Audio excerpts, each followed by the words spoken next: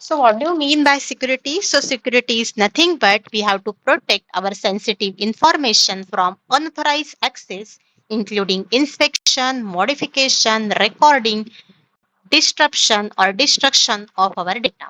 So the main goal of our security is to maintain the safety and privacy of our critical information like our bank details, our account detail, customer information, financial data, intellectual property. So all we can protect with the help of the concept of information security.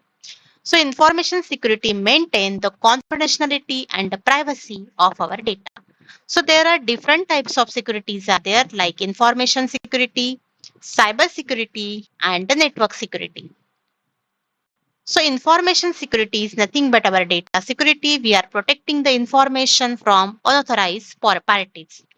In case of a cyber security, we are providing the security to our different applications like healthcare, then defense, then retail, then financial sector, consumer data, energy services that can be protected with the help of the concept of cyber security. And in case of a network security, we can protect our network information whenever the data will be sent from the sender to the receiver. During the transit, the data will be protected from with the help of network security protocols.